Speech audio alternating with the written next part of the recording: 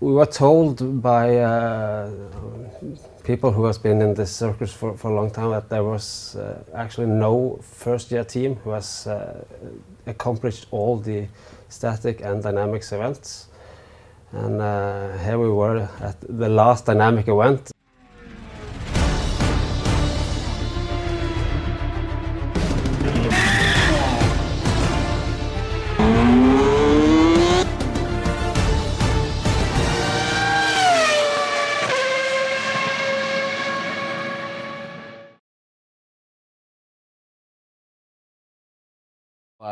We can begin in the morning meeting. I remember we all being quite tense and a little bit stressed for the endurance event.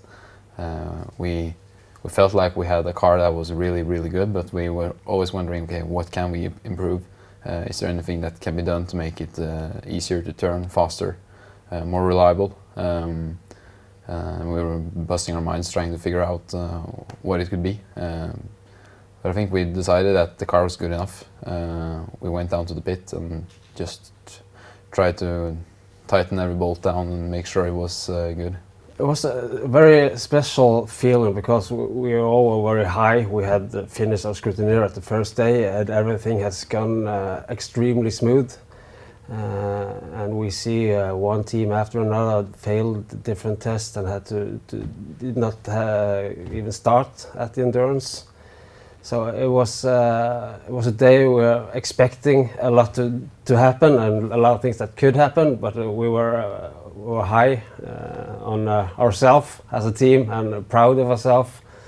And I was at the tribune as a spectator to watch it, and it was much happening inside. A lot of expectations of what we actually could accomplish when we started.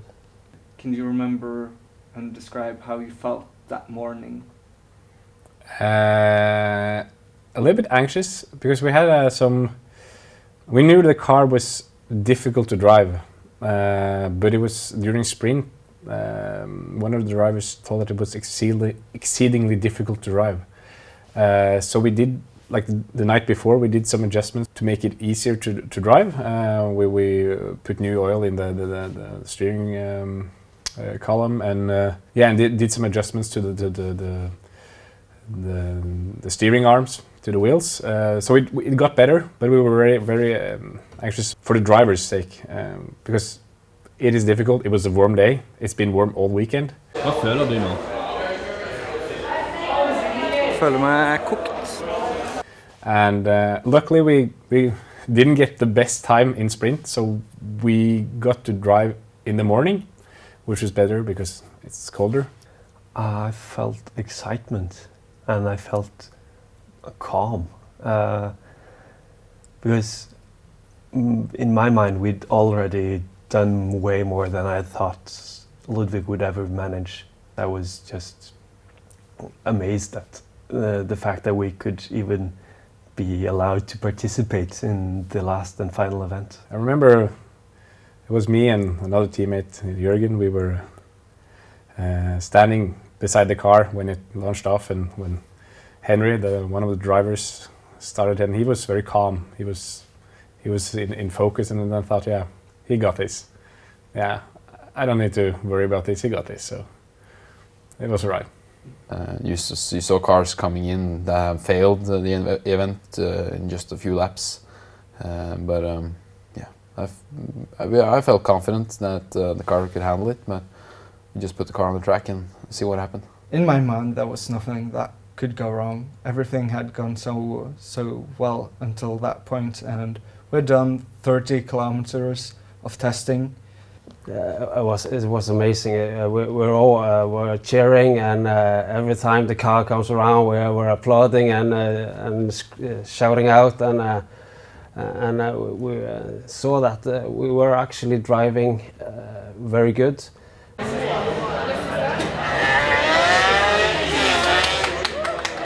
I think my best memory was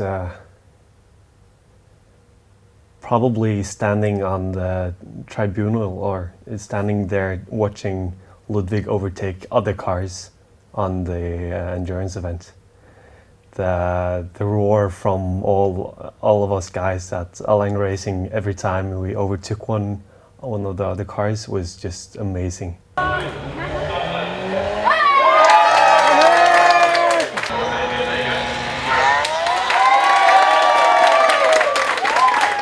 Pretty uplifting to see that we were doing well.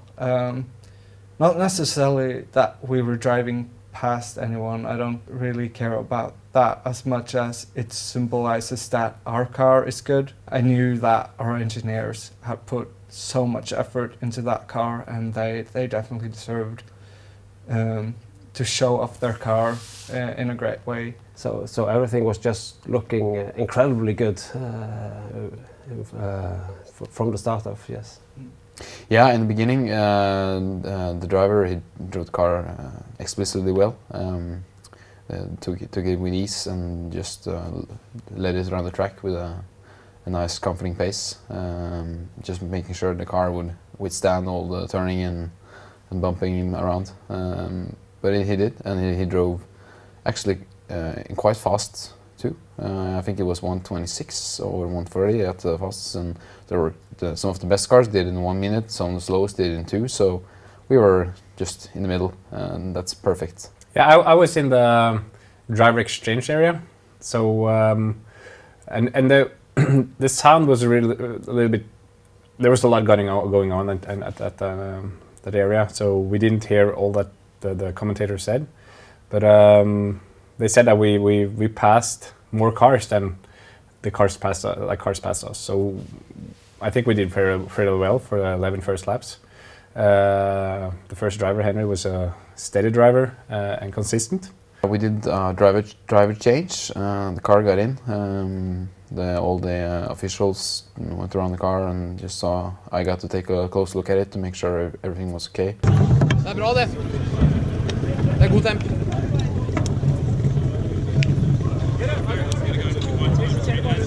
Jeg har gjort det.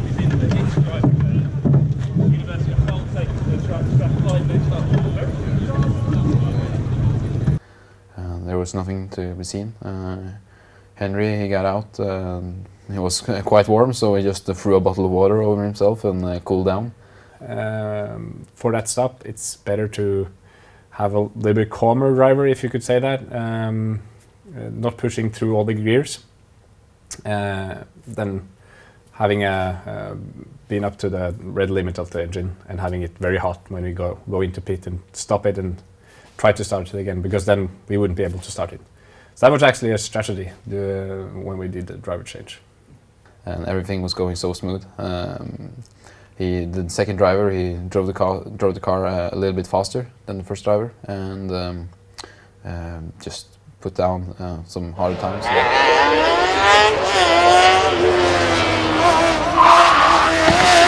The lap times was getting better, and he was driving incredibly well. He's a more aggressive driver. He could just jump in whatever that had 4 wheels and some power unit that pushed him forward, and he did very well, like in whatever he drove.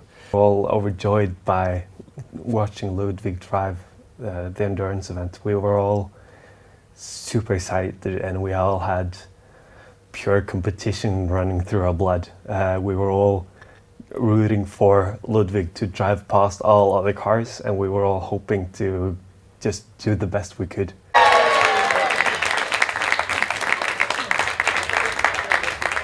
I think everyone hoped and saw ourselves finishing the endurance event, and we were ready to just give it to them all. I remember when one team, they lost their exhaust, and we were almost laughing at them because yes, we could drive past them.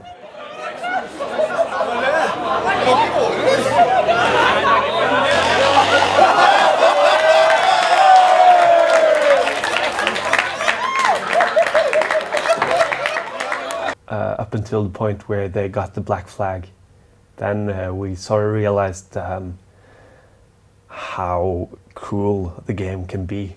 and most of us walked up to them and shook their hand and thanked them for their participation. So at some point the competition itself got to the better of us, but we still managed to act as adults, I believe. And we were almost on the. It was on the last round, and we were just looking to standing up, looking for it to go into the finish line when suddenly had to stop. When Thomas went out into the sand traps, I was kind of shocked, because I was so sure that anytime now he won't be coming around, not because something has happened, but because he has finished. And then he stops just 200 meters from where I'm standing and filming the event.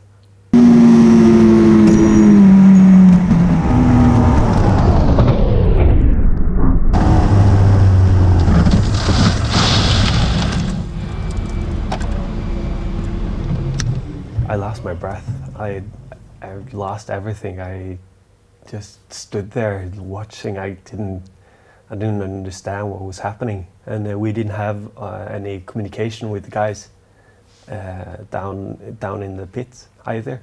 So we didn't really know what was going on. We just saw suddenly someone walking up there.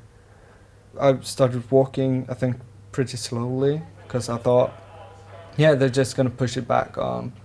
But then I thought maybe something is wrong, and I started hearing on the radio that my team asked, what is going on? Like, what's wrong with the car? Why is he stopping? And I started running over and tried to take some pictures and zoom into them and see if I could actually see what was going on.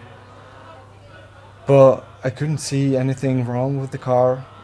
And it was like you almost hear the needle drop among us. It was like a vacuum. What happened was just the engine was anything, and we couldn't hear so much what was going on. We just saw what happened down there, and he tried to go out then.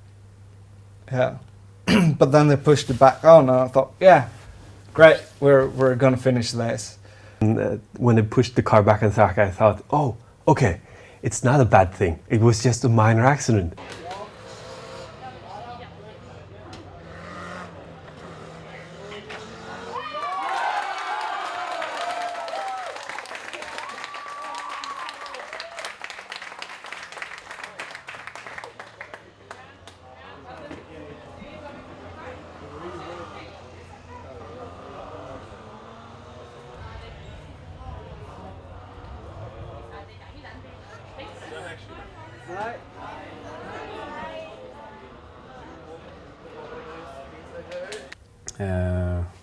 We didn't see him no more, because that was in that last corner straight. We didn't couldn't see the car anymore. That was very special. It was firstly we heard there was some issues with the suspension. We didn't know what. And some officials came up and said that our car had a bearing failure, and we were like, oh, okay, can we still run? Can the car even move? But that was very strange to us, having some bearing failure. But then we knew there was something wrong with the whole suspension, and in the end it was the front damper that broke, and it was due to this design flaw. It was as easy as that, and we learned from that this year. I felt a void. It's just, yeah, you just feel empty inside. Everything worked for a full year almost. Putting down, like, you're sacrificing so much, right? You're sacrificing time with friends, your studies, your grades, your family. I mean, it's of course it's a toll on it's a heavy toll on the team, of course. It was we were not. It's difficult to describe, because we were about to finish, but couldn't do it anyway. So it was a strange vacuum feeling going on. So Stian, how did endurance go? Overall, very good, but it's a sad story. It was truly heartbreaking to see our other teammates having to push our car back into pit and to witness that our car could not finish endurance, especially considering that it was 500 meters left. It's like one of your, I would say, not quite like, but if your dog gets a broken bone or something and you're really sad, but in the end it's going to be fine. It's nothing major. We did explicitly well as a first-year team, and I'm really proud of the rest of the team. It's over in a second. And then everything you can do is just go home and start all over again, come back in a year and finish the endurance event. That's what we're going to do. I don't think any of the team members blamed anyone. I know that, or I've heard that Henry, he took hard blame on himself being the first driver. And I believe maybe Thomas too, being the second driver and the driver that had it happen. And a guy named Andreas Auen, I think he also felt the blame on him, considering he being the guy that tightened the bolt the last time. But in the end, I also tightened that bolt, and 5 other guys tightened that bolt at some time. So I don't think it was one person's fault, and I think that's the feeling the team had too. And when I heard from Owen that he felt that, I almost got angry at him because it wasn't his fault. We are a team, and as far as I'm concerned, there is no I in the team. We are all in this together. Yeah, we could told the drivers, okay, drive carefully, just to make sure you're going to finish, but that wasn't what we were there for. We were there to compete, we were there to get best times, to show off our car, show off our name, our team. We could have always done better. We could have foreseen the problem and done something against it, but it's like that. Stuff happens and you can try to be as prepared as you can, but things will always come up. Where are we going? We're going to our team. Where's our team? It's over here. Over here. What's so amazing You about can over see here? the broken Ludvig standing on the ground. Broken. Broken like our dreams. He's broken, like our dreams. And how close to infinite was it? Det er ikke bare med å være fører heller, skjønner du. Couldn't be more proud, actually. And we didn't drown our sorrows. We celebrated like nothing else.